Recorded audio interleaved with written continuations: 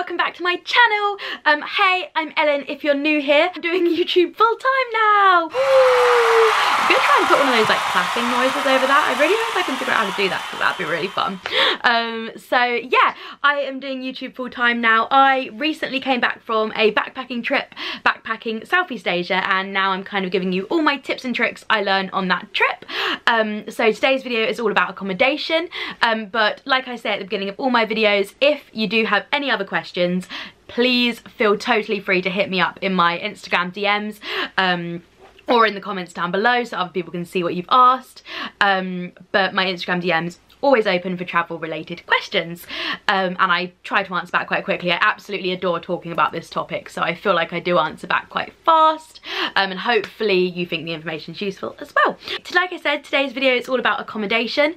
I'm going to go kind of through the different types of accommodation really quickly. They're also in the blog post down below with links to them all, and then I'm going to talk about how I decided where we were going to stay on our trip.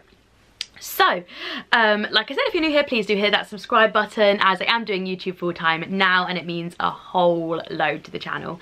And there will be a lot of content like this coming, or if not on the channel already. So if you're looking for an accommodation video, there's going to be loads of stuff out there on my channel that is useful to you as well. We are a minute and a half in and I've given you no useful information, so let's get into this video, shall we?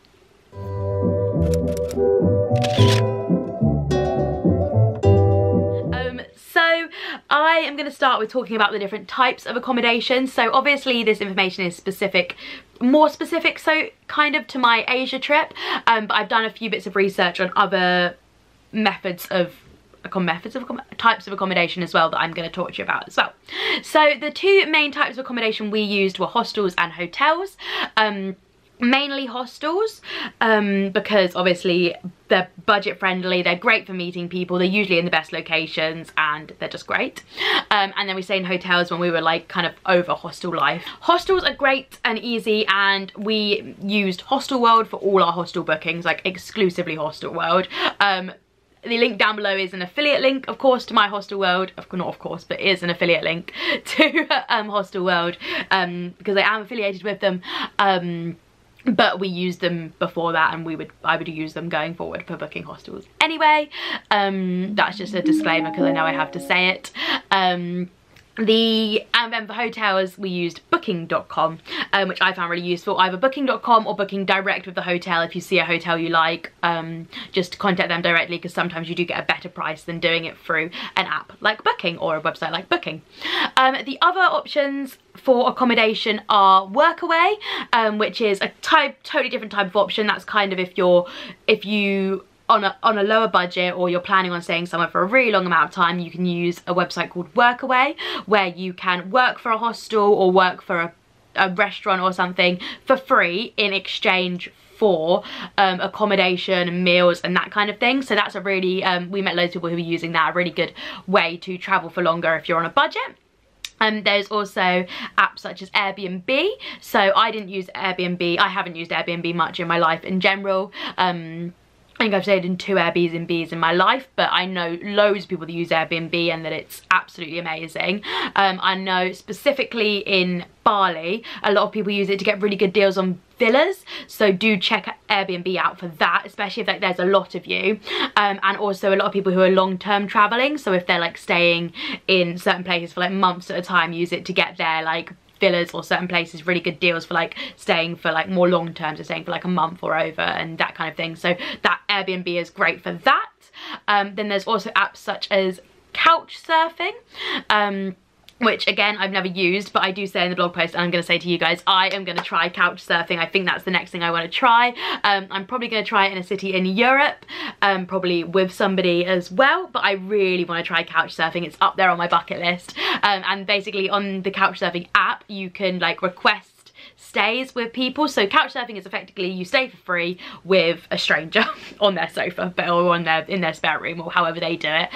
But it's all like loads of reviews and stuff on the person you're staying with, and then when you stay with someone you get reviewed. So the kind of the same concept as Airbnb in terms of that.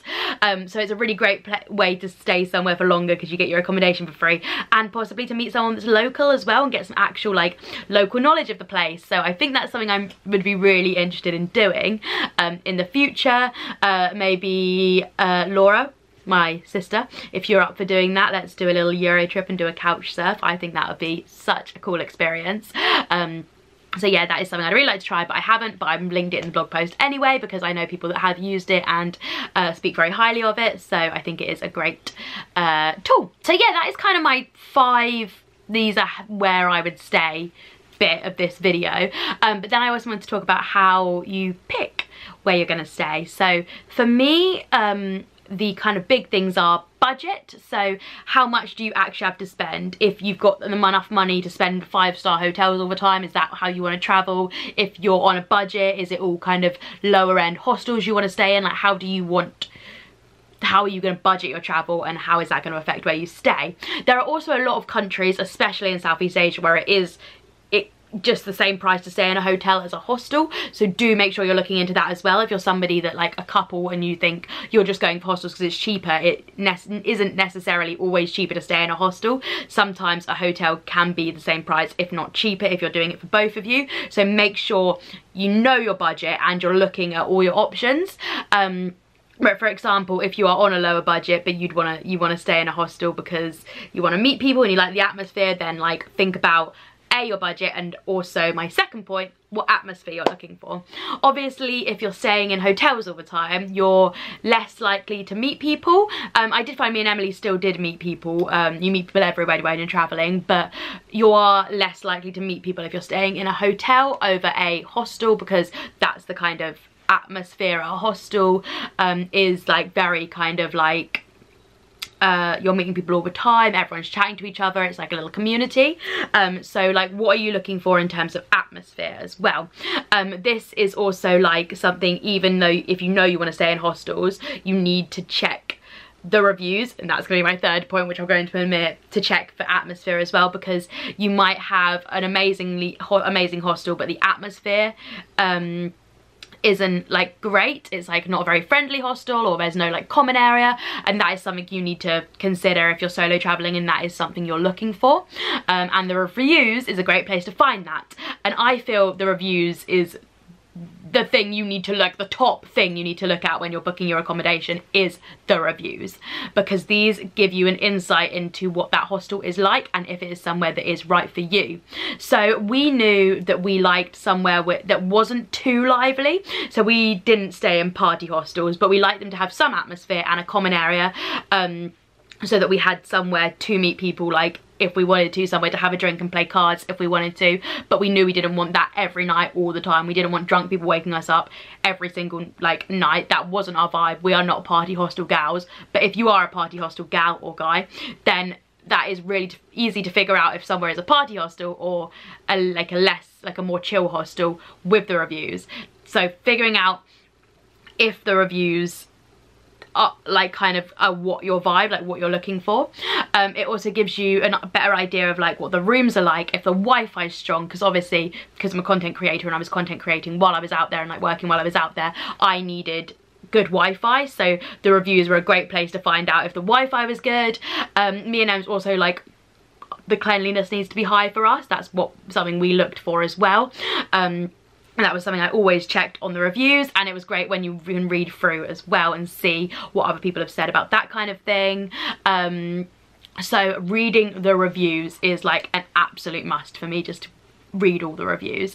And also I would also check on Instagram as well, because obviously you've got all the pictures on the Hostel World or hotel app, and then you can go onto Instagram, and because Instagram is so active and people who are traveling are posting so many pictures, you can look at like the tagged pictures of a hostel or a hotel or wherever you're staying, and look what those look like, because that is a really good indicator of what the place actually looks like, as opposed to the polished pictures that have been put onto the websites to promote you to book their rooms. So the Instagram pictures are obviously way more realistic, so they're obviously a great tool to like have a look at what somewhere looks like.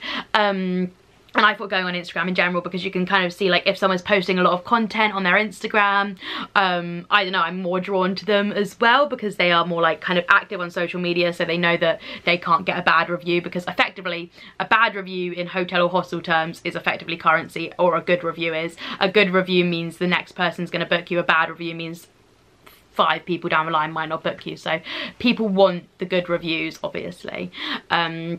So they are, you can tell kind of if someone's quite active on their reviews and their social media and stuff, that they are probably somewhere good to stay. And so another great thing to note when you're booking your accommodation is location.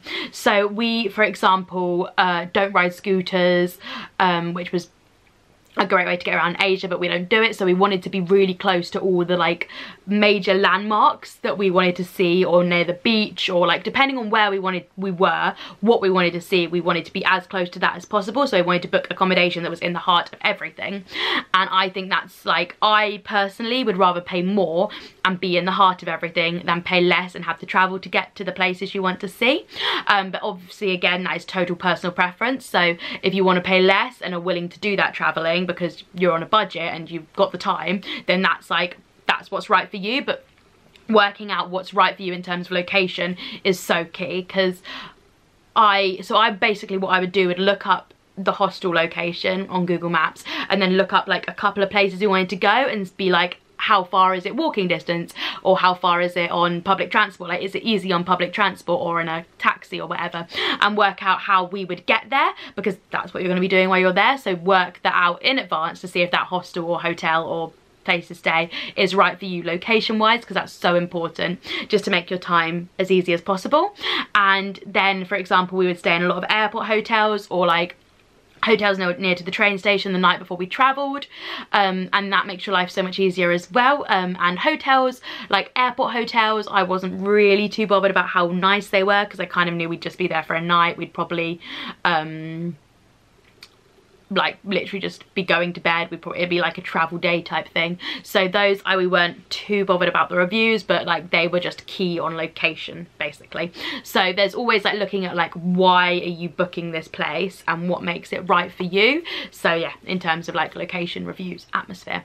Yes, I think that's kind of a rambly version of everything I wanted to say. I hope there was some good information in there for you guys, and I hope you've got what you wanted out of that video. Again, DMs are open if you want to ask me any questions, and leave comments down below. I was kind of considering doing a whole like hostel etiquette video, so if that's something you want to see, hit a like on the video and let me know in the comments. And yeah, and remember to subscribe if you're new here. My name's Ellen again, and follow me on Instagram on ellensinwonderland, and I'll see you in my next one. Bye guys.